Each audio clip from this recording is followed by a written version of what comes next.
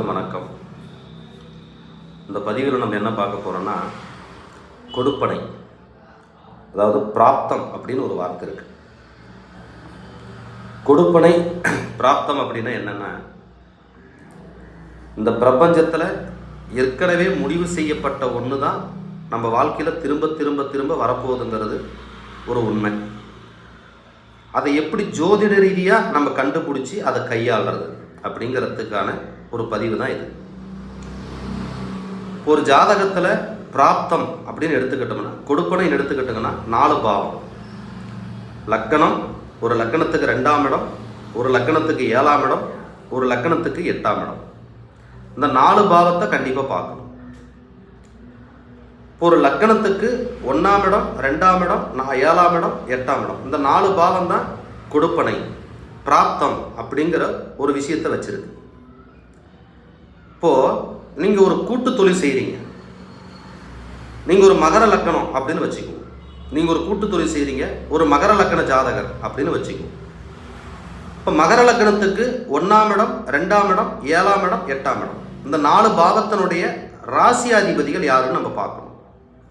இப்போ மகர லக்கணத்துக்கும் கும்ப லக்கணத்துக்கும் அதிபதி சனி. லக்கணத்துக்கு 7ஆம் இடமான, மகர லக்கணத்துக்கு 7ஆம் இடமான கடகம் சந்திரனோட வீடு.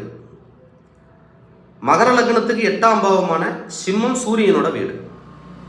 அப்போ மகர லக்கணமான ஜாதகராக இருந்தால் நீங்க பூசம், அனுசம், உத்திரட்டாதி.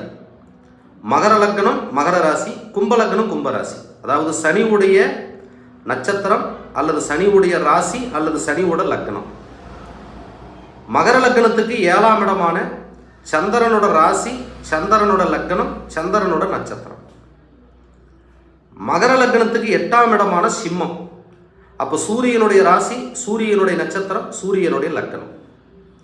அப்புறம் மகர லக்கண ஜாதகராக நீங்கள் இருந்து நீங்கள் ஒரு கூட்டு தொழில் செய்கிறீங்க அப்படின்னா, உங்களுடைய கூட்டாளி, உங்களுடைய ஒர்க் பார்ட்னரோ ஷேர் பார்ட்னரோ சொல்லக்கூடிய உங்கள் கூட்டாளி பூசம், அனுசம், உத்திரட்டாதி நட்சத்திரமாவோ, மகர லக்கணம் மகர ராசி, கும்ப லக்கணம் கும்பராசியாவோ, கடக லக்கணம் கடகராசி, ரோகிணி அஸ்தம் திருவோண நட்சத்திரமாவோ, கிருத்திகை உத்தரம் உத்தராடம் சிம்ம லக்கணம் சிம்ம ராசியாவோ அவர் உங்களுக்கு நண்பராக உள்ள வரும்போது அவர் தான் வரணுங்கிறது உங்களுடைய பிராப்தம், உங்கள் கொடுப்பனை.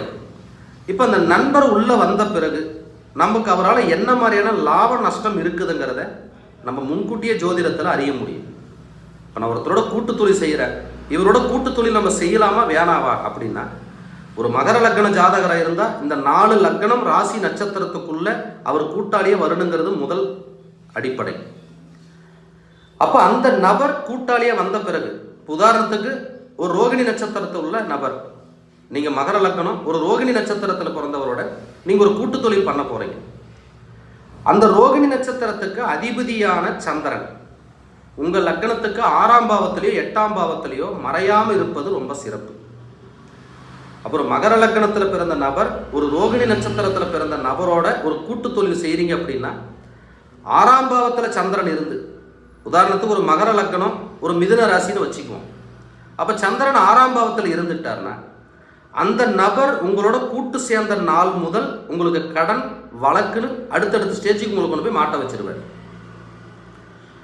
அதே மகர லக்கணத்தில் பிறந்தவர் ஒரு மேச ராசியை இருந்து ஒரு ரோகிணி நட்சத்திரத்தில் பிறந்த நபரோட கூட்டாளியே தொழில் செய்கிறீங்க அப்படின்னா, அந்த நபர் வந்த பிறகு உங்களோட கூட்டு தொழிலில் நல்ல இன்வெஸ்ட்மெண்ட்டை பண்ணி டெவலப் பண்ண ஆரம்பிப்பார். அப்போது இது கூட்டு தொழிலுக்கு மட்டும் இல்லை, நீங்கள் ஒரு திருமண பொருத்தம் பார்க்குறீங்க, நட்சத்திர பொருத்தம், கிரக பொருத்தம்னு எல்லா பொருத்தம் பார்த்துருந்தாலும் இந்த கொடுப்பனைங்கிற ஒரு வார்த்தையும் நம்ம பார்க்கணும். ஒரு மகர லக்கண ஜாதகமாக இருந்து பூசம், அனுசம், உத்திரட்டாதி நட்சத்திரமாவோ, ரோகிணி அஸ்தம் திருவோண நட்சத்திரமாவோ, அல்லது கடகராசி கடக லக்கணமாவோ, கிருத்திகை உத்தரம் உத்திராட நட்சத்திரமாக இருந்து சிம்ம லக்கணம் சிம்ம ராசியான ஆணையோ பெண்ணையோ நீங்கள் திருமணம் செய்கிறீங்க அப்படின்னா, நீங்கள் மகர லக்கணத்தில் இருந்து அந்த நட்சத்திராதிபதி ராசியாதிபதினு சொல்லக்கூடிய கிரகம் உங்கள் லக்கணத்துக்கு மறையாமல் இருப்பது ரொம்ப சிறப்பு. அப்போ அந்த உறவு நம்ம வாழ்க்கையில் உள்ள வந்த பிறகு நம்மளோட வாழ்வாதாரத்தையோ பொருளாதாரத்தையோ நம்மளோட நிலையையோ நல்ல விதத்துக்கு கொண்டு போகுங்கிறது உண்மை. அப்போ இந்த கொடுப்பனைங்கிறது எதுக்கெல்லாம் பார்க்கலாம்னா, எல்லா விஷயத்துக்கும் இந்த கொடுப்பனையை பார்க்கலாம். இந்த கொடுப்பனைங்கிற ஒரு விஷயம்தான் நம்ம வாழ்க்கையில் திரும்ப திரும்ப திரும்ப உள்ள வரப்போகுது. உங்களுக்கு கணவனாவோ மனைவியாவோ, தந்தையாவோ, தாயாவோ, உங்கள் குழந்தைகளாகவோ, உங்கள் நண்பர்களாகவோ நீங்கள் ஒரு இடத்துல பழகுறீங்க அப்படின்னா அந்த பழக்க வழக்கமாகவோ இந்த ராசி லக்னம் நட்சத்திரம் தான் உங்களுக்கு உள்ள வரும். உங்கள் லக்னத்துக்கு 1ஆம் பாவம், 2ஆம் பாவம், 7ஆம் பாவம், 8ஆம் பாவத்தினுடைய ராசி நட்சத்திர லக்னத்தில் பிறந்தவர்கள் தான் உங்கள் உறவுகளாக வருவாங்க. அவங்க தான் உங்கள் வாழ்க்கையில் சந்தோஷத்தையோ சுகத்தையோ துக்கத்தையோ கொடுக்க போகிறாங்க. வேறு யாரும் கொடுக்க போகிறதில்ல. அவர் சந்தோஷத்தை கொடுப்பாரா துக்கத்தை கொடுப்பாராங்கிறத உங்கள் ஜாதகத்தை வச்சு நீங்கள் முன்கூட்டி தெரிஞ்சு வாழ்கிறதுக்கு தான் இதுக்கான பலன். இன்னொன்று, இந்த ஜோதிடத்தில் ஒரு சூட்சம் என்னென்னா, உங்களுக்கு ஒரு தசையோ புத்தியோ இப்போ நடந்துட்டு இருக்கும். ஏதோ ஒரு லக்னமாக இருப்பீங்க, ஏதோ ஒரு தசை, ஏதோ ஒரு புத்தி நடக்கும். ஒரு உதாரணத்துக்கு ஒரு மீன லக்னம்னு வச்சுக்குவோம். இப்போ உங்களுக்கு ஒரு சூரிய தசை நடந்துட்டு இருக்குது. கிருத்திகை உத்தரம் உத்திராட நட்சத்திரத்தில் பிறந்தவர் உங்கள் வாழ்க்கையில் ஒரு புது நபராக உள்ள வராரு அப்படின்னா அந்த நபரோட நம்ம பழக்கத்தை வச்சுக்கலாமா அல்லது ஒதுங்கி வாழலாமா? இந்த நட்பு நல்ல விதத்தில் போகுமா அல்லது நட்பால் ஏதேனும் தீங்கு ஏற்படுமா அப்படிங்கிறதையும் நம்ம முன்கூட்டி தெரிஞ்சிக்க முடியும். ஒரு மீன லக்னம் உங்களுக்கு ஒரு சூரிய தசை நடந்துட்டு இருக்குது. ஒரு கிருத்திகை நட்சத்திரத்தில் பிறந்தவர் உனக்கு ஒரு நட்பராக வரார். அந்த சூரியன் உங்கள் லக்னத்துக்கு 8ஆம் இடத்துல இருக்காருன்னு வச்சுக்குவோம்.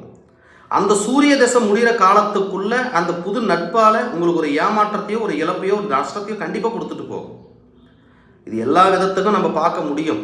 அப்போது ஒரு ஜாதக ரீதியாக நம்ம கொடுப்பனை என்ன, நம்ம பிராப்தம் என்னன்னு தெரிஞ்சுக்கிறதுக்கு இப்படி ஒரு விதிமுறை ஜோதிடத்தில் இருக்குது அப்படிங்கிறது உண்மை. என்னோட நிறைய பேர் வாட்ஸ்அப் நம்பருக்கு உங்களோட கேள்வி அனுப்பிட்டு இருக்கிறீங்க. நேரம் எடுத்து கொஞ்சம் பார்க்கறதுக்கான கால சூழ்நிலை சரியாக இல்லாததுனால கொஞ்சம் உங்களுக்கு நேரம் எடுத்து பார்க்குற மாதிரி சூழ்நிலை இருக்குது. கண்டிப்பாக எல்லார் கேள்விக்கும் பதில் கட்டாயம் போடுவேன். அதனால் நீங்கள் கவலைப்பட வேண்டியதில்லை. நேரமின்மையால் உங்கள் கேள்விக்கு தாமதமாக பதில் வந்துட்டுருக்கு. சீக்கிரம் உங்களுக்கு எல்லாருக்கும் பதில் போடப்படும். என்னிடம் ஜாதகம் பார்க்க விருப்பமுள்ள நபர்கள் என்னோட நம்பருக்கு வாட்ஸ்அப் பண்ணியோ அல்லது கால் பண்ணியோ உங்கள் சந்தேகத்தை தாராளமாக கேட்கலாம். ஜோதிட ரீதியான சந்தேகத்தை கேட்கலாம். என்னோட ஜாதகம் பார்க்க விருப்பமுள்ள நபர்கள் என்னுடைய வாட்ஸ்அப் நம்பருக்கோ அல்லது இந்த நம்பருக்கு ஒரு ஃபோன் பண்ணி முன்பதிவு செய்துவிட்டு ஜாதகம் பார்க்க வரவது காலம் சிறந்தது. என்னோட வாடிக்கையாளர்களுக்கும் இந்த சேனலை பார்த்து நிறைய பேர் எனக்கு ஆதரவு கொடுத்துட்டு இருக்கிறீங்க. அனைத்து நண்பர்களுக்கும் என் மனமார்ந்த நன்றி.